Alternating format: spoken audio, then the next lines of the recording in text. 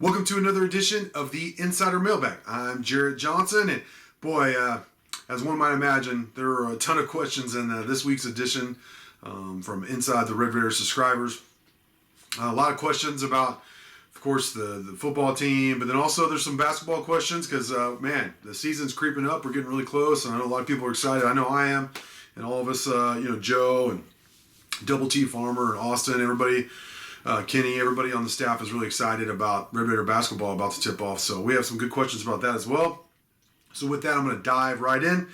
The first one comes from Mid Raider, who says, which newcomer on the basketball team will make the biggest impact starting from game number 1, and who will stand out the most and why? Well, for me, it's easy. I am still a little shocked that Texas Tech added Kevin O'Banner because he's a big-time player. And he was one of the best players in the tournament last year. I think he put up like 30 and 20 against Ohio State or something crazy like that, 30 and 12. But he averaged a double-double in the 3 games against good competition, Ohio State, Florida, and Arkansas, in the tournament. And he is a very skilled big. I mean, a very skilled big. He might be your best three-point shooter, especially with Ethan Duncan being done with the shoulder injury, which, of course, Coach Mark Adams told us here recently.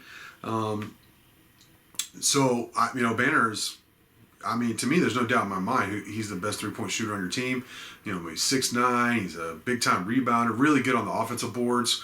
He's good in the mid-post. He's a guy you throw in the mid-post, and he's going to get you buckets. And if not, he's going to get other guys open because you're going to have to double him or he will put up 30 on you. So, I just go back to man, they got Kevin O'Banner, and you throw in, Bryson Williams too is also like an 18 and 8 kind of guy, very skilled, but he can operate the low block. And you have a lot of candidates because there's some new guys. Davion Warren, who's the third guy I'm mentioning, was a 20-point scorer, at the Division I level already. So, and then I really like guys. I don't think this is gonna make the biggest impact, but I really like guys like Adonis Arms. I think he's gonna be a huge addition, gonna help out. I think he's gonna come off the bench, but he's gonna do a lot of things in terms of helping you be, the defensive team that Coach Mark Adams demands, and also an end-to-end team. He's a guy who will get a steal, outlet, run the floor, and get a dunk on the other end. I can go down the list, but if I had to pick one, gun to my head, I'm going with Kevin O'Banner. Zebio9 says, when does Hoke give Wells a vote of confidence? The dreaded vote of confidence, right? He says, do you think Kirby still thinks he has the right man? And what are the chances that if Texas Tech continues on this trajectory, that he says that we are stuck with him for another year, that Wells comes back for another year? Honestly, and this actually applies to a couple of questions on here. They are on the trajectory, as you said, that I had for them preseason for winning 7 games. Now, after that TCU game, it's like, I understand the idea of them winning 3 more games. Of course, they have Kansas this week, but then 2 more after that out of their last 5 games, which are Oklahoma State, Kansas State, Oklahoma State, Iowa State, and Baylor. It sounds very far-fetched, but college football is crazy. Things change so much from week to week. I do think that if Tech gets to 6-6 this year, I do believe, to answer your last question first, I do believe that Wells will be back. And to get back to your second question, do I think Kirby still thinks he has the right guy? I don't know. It's his guy.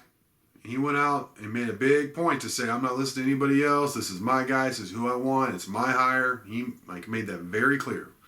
And I tell you what, I saw him after the game, after the TCU game in the post-game presser, and he looked as drained and as defeated as I think a lot of us felt after that game. How could you not?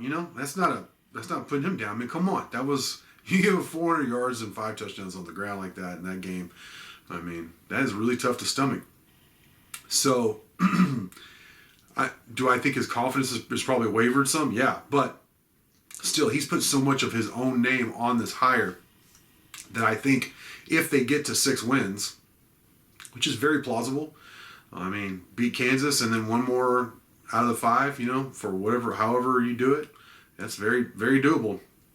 Then I think Wells comes back because it's, Hoke needs this to be successful, and so you put some lipstick on that pig and hope again, next year that something comes together. Now, in terms of like the staff, like defensive coordinator, which we're gonna get to some of those questions here in a minute. I don't know. Like, to me, it seems crazy that Keith Patterson would come back, but there's still half a season left, so we'll have to see. Speaking of defensive coordinator, HP and the Classless Clowns asks. He says, "When can we get a defensive coordinator worth a damn?" There were a lot of questions surrounding the defensive coordinator, Keith Patterson, and his ineptitude, as Coach Will said, general ineptitude by the defense in the team last game in that loss to TCU. But I feel like this one really gets to the heart of the matter, because I'm trying to think about when was the last time that we really thought that Texas Tech had a defensive coordinator, as you put it, HP, worth a damn. And was it Ruffin McNeil? I mean, if we're being honest, because you start thinking back like Glasgow, whatever you say his name, the dude from TCU, which was a disaster. You just go down the list; they all were seemingly disasters. Well, Wallerstedt, the way he got fired and all that for cause, and then him supposedly giving signals to TCU. I really don't know if that's true or not. Some people swear on it. I don't know that for a fact. All that stuff, and then Gibbs, oh man, that was a disaster. And then, Patterson, which all these guys, none of them have been successful. They've had like maybe a year here or a year there where they had some success, but ultimately, if you go talk to people in those fan bases where they've been coaches at, they're like, no, like, keep them away. I'm like, good luck with that, and that kind of deal. So it's like, I always prefer, I find that often the fan bases, like if it's a player transferring or a coach, they're accurate like more time than not. They really are, in terms of like, okay, this guy, we're sorry to see him go. He actually did some things where like, nah, you can have him. Thank you. It really is. It's usually accurate. Just it is. But I still, of course, I want to see for myself about Patterson and everything. And I like him. You talk to him. I like him. But some of these game plans, it's like, I think this staff, the simplest way I could put it is they overthink things. And I think, they got in my opinion, what happened just this last week with TCU was they had all these injuries in the secondary, and they do. And I'm not saying that as an excuse. I'm just saying they were reactive to that. So their whole game plan, despite TCU obviously being a running team, a powerful running team, very good one, they were scared.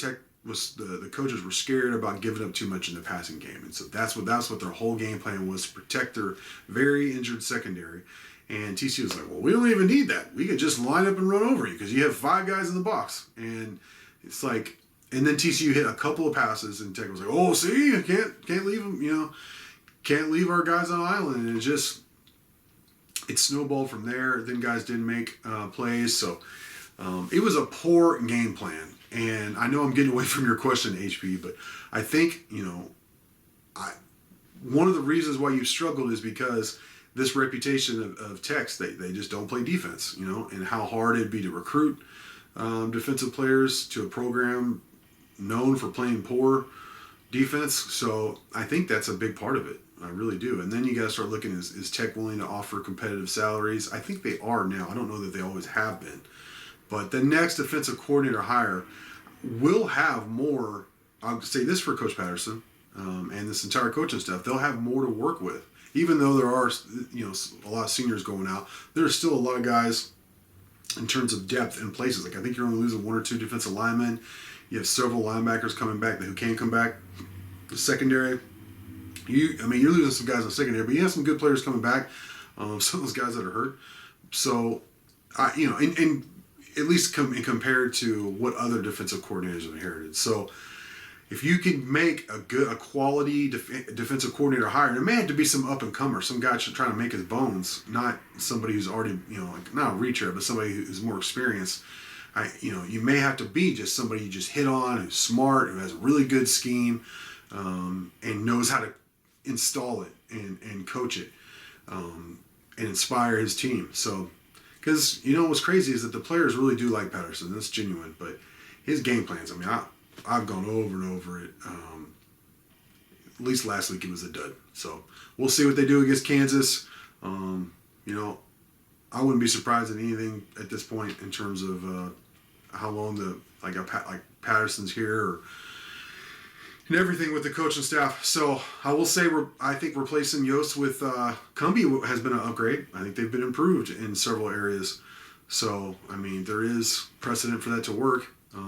But I wouldn't be surprised if there weren't changes until after the season, and then we'll have to see if they could actually find a defensive coordinator worth a damn, like you said, HP.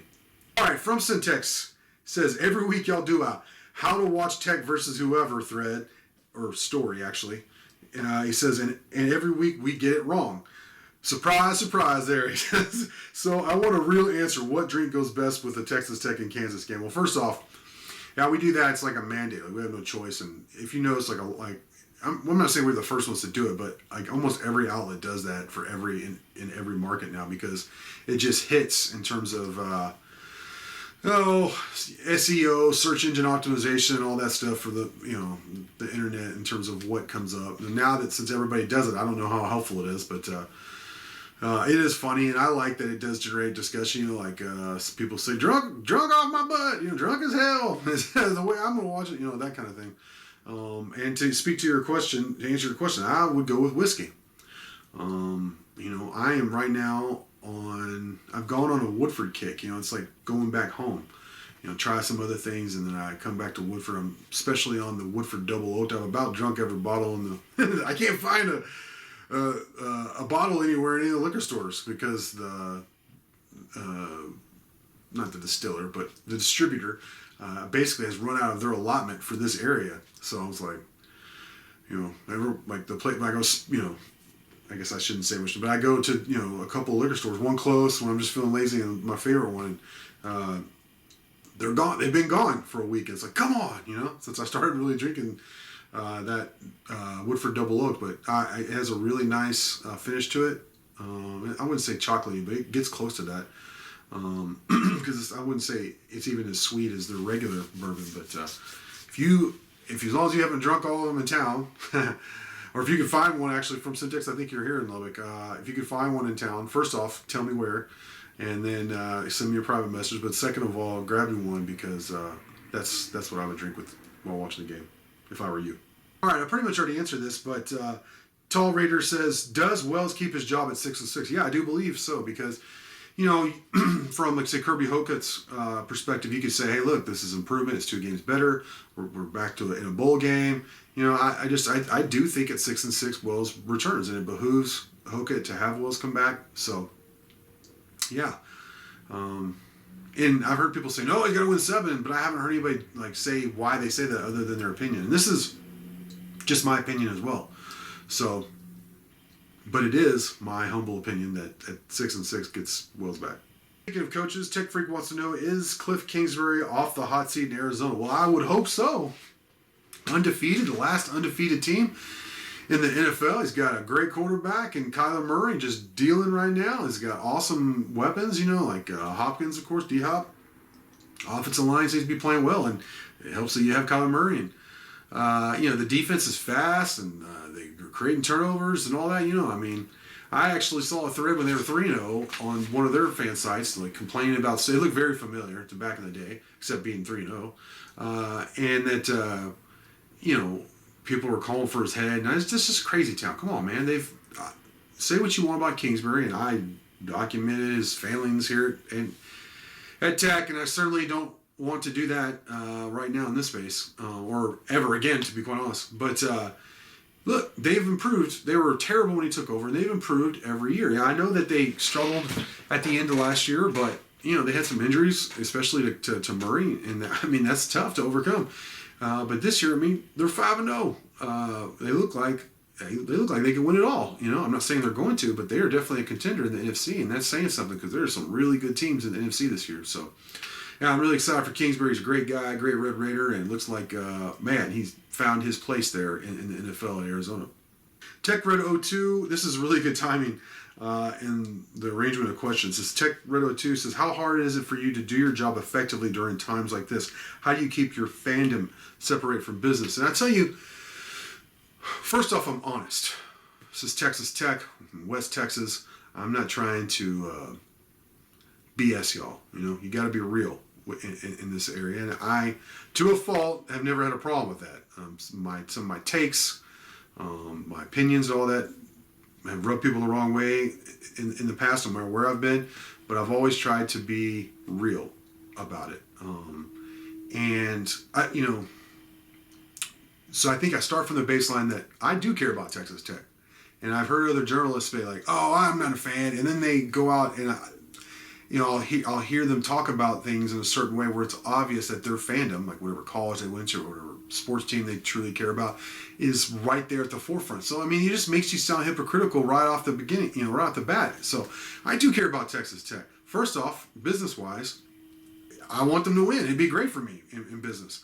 But honestly, if there's another coaching change, that's great for business too. So where I get in trouble, it's not about like my fandom for Texas Tech. It's my personal feelings. It sounds soft, but it's the truth.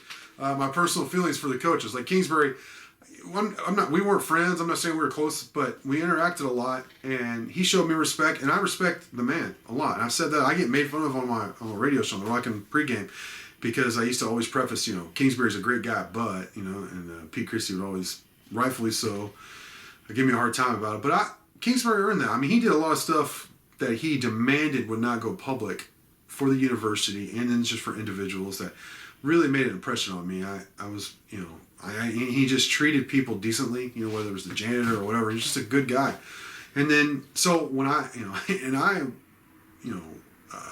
basically I said he needs to be fired immediately, like in 2016, 2 years before he was, and listed my reasons why and all that. And it wasn't personal, it was business-like, but I stood by that. But I gotta be honest, I feel sick to my stomach because I like the guy. And I know that makes me sound soft, but I'm a human being, and I hated it. I still to this day, I think back about like when I answered this one question about Kingsbury, and I thought back to that time and honestly how inept the program was run, but then also me having to outline it and all that. I did not enjoy it at all. It was not fun for me. Some people might get off on that. I don't. And then with Wells, look, if you're watching this, if you haven't watched, you probably know my wife died of cancer over the summer. And while she was in the hospital, Wells would call me and text me, and we shared some really personal, private things about each other's families and our faith, and he was there for me, and I'll never forget that. No matter how many guys they put in the box, no matter how many yards opposing teams roll up on Texas Tech, I'm going to do my job. I'm going to ask them tough questions, but personally, I'm always going to have a lot of respect for him. I'm always going to root for Matt Wells. He even was very kind to my son on Father's Day. Robert Giovanetti, who's in the admin. I think most of y'all probably know who he is.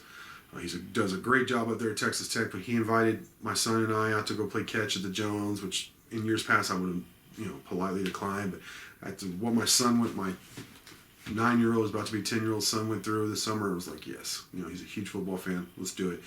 And Coach Wells basically was bumped into him that day, and he took him to his office, blah, blah, blah.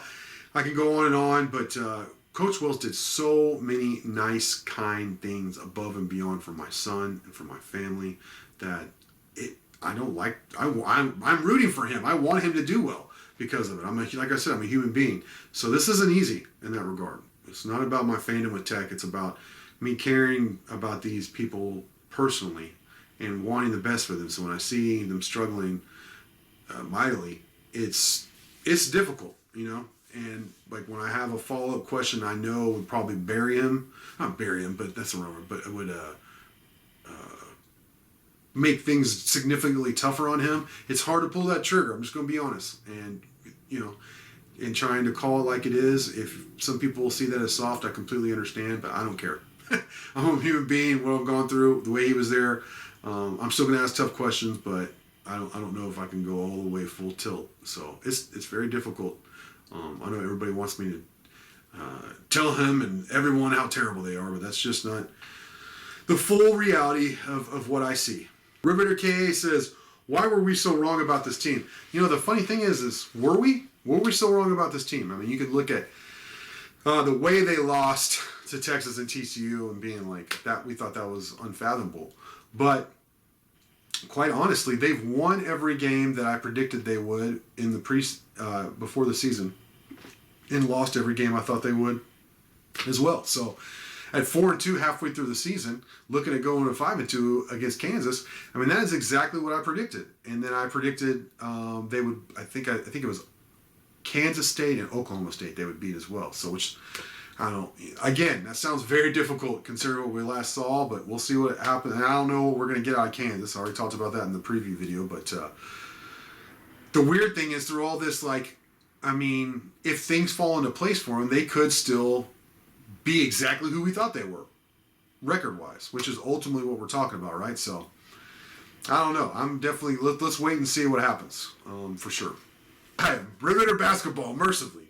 This is a good question from Sanders. He says, how many conference wins for the basketball team this year? Somebody else followed up as like where they'll be in terms of placement. I think they're accurately placed in the preseason, depending on which poll you look at, like 4th or 5th. Because, man, Kansas is going to be good. Texas is going to be good. And you have the defending national champs in Baylor. I know they lost like a lot of guys, but still. There's some really good teams. You know, Oklahoma State's in there. Where does Oklahoma fit? I think they're probably going to be good. They brought in a lot of good transfers as well. So it's going to be tough. But I think this may be one of the tougher, actually, seasons in conference. Just, I think the top 7 or 8 are really good. But I think Tech is like around 4th or 5th. And I think they win like 10 or 11 games. I think that's just depends on how it shakes out. You know, how these guys beat each other up. But I think, I think they'll be above 500. So 10 or 11 conference wins is definitely something to shoot for. And I know the way preseason hype is, people might be disappointed to hear that. But 10 or 11 Big 12 games, considering it's like, to me, it is the premier basketball conference in America in college basketball. So you're looking at probably like a 6 or 7 seed if you win 11 games in the Big 12 this year, especially if they do well in the non-conference. So, you beat Gonzaga and Providence and you win 11 games in the Big 12, you're going to have a high seed. So, I'm excited. They're going to be really good. We were at practice the other day, and this is a legit team. The hype you hear is legit, and it's going to be a lot of fun. Texas Tech Austin asked, if Cincy and BYU were in the Big 12 this season, what would the final standings be? Yeah, that's interesting. I thought about that a lot. BYU just lost to Boise State, but, that's their only loss. And, of course, Cincinnati, heck, they went into Notre Dame and beat them, and they're undefeated. They're pushing for the playoffs right now. So it would remind me, honestly, if the new teams, Houston, BYU, Cincinnati, and then I know UCF's not having a great year, but still, if they were in the Big 12, along with OU and UT for this year, it would remind me a little bit of the old Big 12, because BYU and Cincy are top 25 teams. They're good teams. So I think, honestly, it's hard for me to say, to not say that Cincinnati would win the Big 12. I think it would be them and OU battling for the Big 12 title. And I think BYU would be in the top half. I don't know where exactly they would fit, but maybe it'd be, Cincinnati and Oklahoma State and Texas, and then BYU around there somewhere. So Iowa State, of course, is in the mix too there. We'll have to see how they finish out the season, but yeah, that's how I see it. Final question comes from Panther Cat, good friend of mine. Really got to know him. Longtime poster. He posts a lot of good stuff. I love his Panther posings and all that stuff. He's a huge Riveter basketball fan. We met at a couple of board meetings. Really good guy, great Red Raider, and he often asks great questions here in these mailbags. And this is one of them. He says, how many players deep does the men's basketball team play by the time conference starts? And how many more get spot duty? Yeah, that's a good question. And you know what? Actually, in a recent press conference with Coach Adams, when they started practice of the official start of the season or whatever, he actually said he would like to get down to an 8 or 9 man rotation. And I was kind of surprised at that. I think Mighty Joe was too. And we kind of talked about that. I thought they might even platoon, guys in.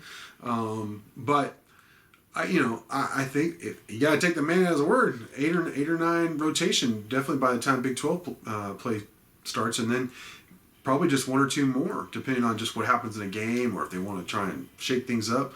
But probably just one or two more after that. So, things are going to get real for playing time because they have a lot of really good players.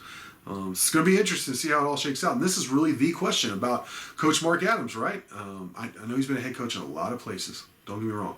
I'm just saying, how is he going to do and his staff going to do with this specific team?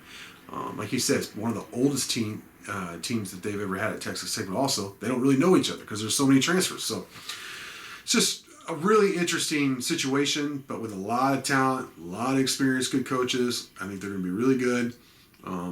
The 8 or 9 rotation, though, is going to be a lot of competition for playing time. It should be a whole lot of fun to watch it all play out. So with that, I want to thank everyone for their questions. Thank you for watching, and until next time.